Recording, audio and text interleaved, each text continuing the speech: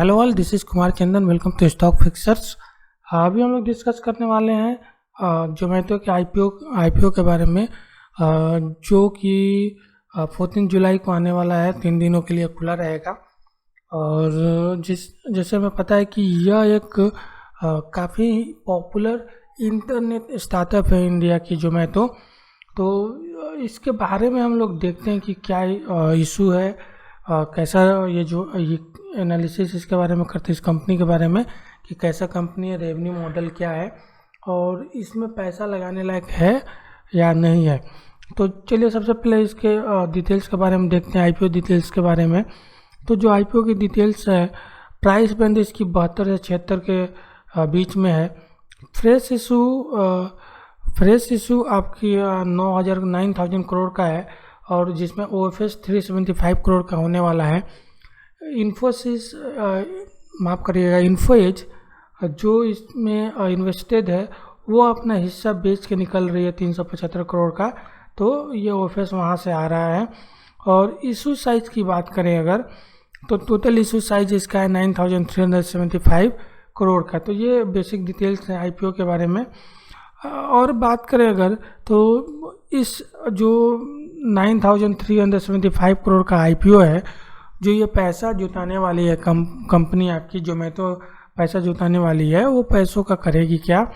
तो उनमें से 6,750 करोड़ ऑर्गेनिक और इनऑर्गेनिक ग्रोथ के लिए यूज किया जाएगा। कंपनी का ऑर्गेनिक और इनऑर्गेनिक ग्रोथ के लिए यूज किया जाएगा। और बाकी 2,625 करोड़ कॉर्पोरेट यूज में लाया जाएगा, जो जनरल कॉर्पोरेट है उसके यूज में लाया जाएगा। तो ये पैसों का क्या करना है, ये इस हिसाब से दिया गया है। और भी देखें तो कुछ फैक्ट देखिए कंपनी के बारे में। तो देखिए अभी कंपनी में की करीब 23.89 करोड़ ऑर्डर्स डिलीवर कर रही है। मतलब 24 crore almost equals to 24 crore के ऑर्डर डिलीवर ये कर रही है। कंपनी के पास 15 लाख के प्रो मेंबर्स हैं। 3.2 करोड़ मंथली एक्टिव यूजर्स हैं अभी फ़िलहाल जोमेटो के पास। और देखिए 1,69,802 डिलीवरी पार्टनर्स हैं इसके। जो डिलीवरी बॉयज़ है ये करीब 1,70,000 के करीब है। ये करीब 9,482 करोड़ का ग्रॉस ऑर्डर ले रही है। इसके थ्रू जो रेस्टोरेंट में ऑर्डर हो रहा है वो करीब 9,482 करोड़ का है ग्रॉस ऑर्डर ये। और इसके साथ करीब 4 लाख लिस्टेड रेस्टोरेंट हैं। मतलब इसके प्लेटफॉर्म पे करीब 4 लाख रेस्टोरेंट, करीब 4 लाख, देखिए 3,89,000 के, जो ऑलमोस्ट 4 लाख के करीब है, लिस्टेड रेस्टोरेंट हैं। तो ये नंबर में तो काफ़ी बड़ी दिख रही है काफ़ी चीज़ों में। तो देखते हैं आगे कि इसका प्रोग्रेस कैसा रहा है। देखिए 2008 में तो ये फाउंड हुआ था, उसके बाद 2018 में थोड़ा सा यहाँ से चेंजेस आना शुरू हुआ है। ये उस समय कंपनी 30 मिलियन ऑर्डर्स डिलीवर कर पा रही थी 2018 में। और 2019 में इसकी अर्निंग 1,400 करोड़ था। जो देखिए 2018 में 30 मिलियन ऑर्डर्स ये डिलीवर कर पा रही थी, जो 2020 में करीब 400 मिलियन ऑर्डर्स हो गया। 2019 में इसकी अर्निंग करीब 14,000 करोड़ की हुआ करती थी, जो बढ़ के 2,700 करोड़ हो गया। और 2021 में बात करें तो करीब 4 लाख रेस्टोरेंट इसके प्लेटफॉर्म पे, 3,89,000 रेस्टोरेंट जो हम लोगों ने पीछे देखा, करीब 4 लाख रेस्टोरेंट के आसपास इसके पार्टनर्स हैं, इसके ऊपर लिस्टेड हैं। तो ये नंबर तो काफ़ी प्रोमिसिंग लग रहा है यहाँ तक। आगे देखते हैं कि ये कैसे पैसा बनाती है, इसका रेवेन्यू मॉडल क्या है। इसके बारे में देखेंगे तो ये कमीशन से इतना करीब 62% का ये अपना कमीशन से बनाती है पैसा। और ये कस्टमर डिलीवरी चार्जेस से ये बनाती है। देखिए इतना डिलीवरी कॉस्ट में चला जाता है, ये डिस्काउंट में इतना खर्च कर देती है। और कुछ वेरिएबल्स है जिसमें कॉस्ट आता है इसका इतना। तो ये देखें तो एक तरह से ये पैसा जो मेनली जो सोर्स है इनकम है इन लोगों का वो कमीशन है, और डिलीवरी से जो कस्टमर को चार्ज किया जाता है वो है। बाकी सब ये इनका कॉस्ट है, डिलीवरी में डिलीवरी कॉस्ट है, डिस्काउंट देते हैं, प्लस एडवर्टीजमेंट के लिए कुछ कॉस्ट है। तो ये इनका रेवेन्यू मॉडल। इसके अलावा भी इन लोगों ने ग्रोफर्स में इन्वेस्टमेंट कर रखा है और थोड़ा बहुत एडवर्टीजमेंट से भी पैसा आता है, तो वो मामूली है। इनका वैल्यूएशन जो होगा वो फूड डिलीवरी प्लेटफॉर्म के रूप में ही होगा। बाकी जो इन लोगों ने इन्वेस्टमेंट कर रखा है ग्रोफर्स या फिर कोई और सोर्स है जैसे कि एडवर्टीजमेंट से कुछ पैसा आता है, तो वो वैल्यूएशन पर ज़्यादा कुछ असर नहीं डालने वाला है। तो ये हुआ। अगर एवरेज ऑर्डर वैल्यू की बात करेंगे तो देखिए ये 2020 में Q1 में जो 264 रुपये की एवरेज वैल्यू ऑर्डर हुआ करता था, वह बढ़ के करीब 400 रुपये के आसपास Q4 में आपका 2021 में हो गया है। देखिए ऑर्डर वैल्यू का क्या इम्पोर्टेंस है, और काफ़ी इम्पोर्टेंस है इसका ऑर्डर वैल्यू का। देखिए ऐसा भी हो सकता है कि दो कस्टमर हैं, तो एक कस्टमर ने 100 रुपये का ऑर्डर प्लेस किया जोमेटो के थ्रू, एक कस्टमर ने 500 या 1000 का ऑर्डर प्लेस किया जोमेटो के थ्रू। तो देखिए जो डिलीवरी चार्जेज है ऑलमोस्ट इसको जोमेटो को ऑलमोस्ट इक्वल है। या 100 रुपये का डिलीवरी दे या फिर 1000 का डिलीवरी दे, वो ऑलमोस्ट इक्वल है। अगर ये 20% का कमीशन चार्ज करती है डिलीवरी पे रेस्टोरेंट को, तो आप देखिएगा 100 रुपये पे इसके 20 रुपीज़ ही बनेंगे। लेकिन अगर वहीं या 1000 का डिलीवरी अगर देता है तो वहीं इसके कमीशन में 200 रुपये कमीशन बनेगा। तो ये आपका एवरेज ऑर्डर वैल्यू बताता है कि इसकी जितना एवरेज ऑर्डर वैल्यू बढ़ेगा तो इसका मार्जिन जो कमीशन है वो बढ़ेगा, और एफर्ट जो देना है वो सेम रहेगा।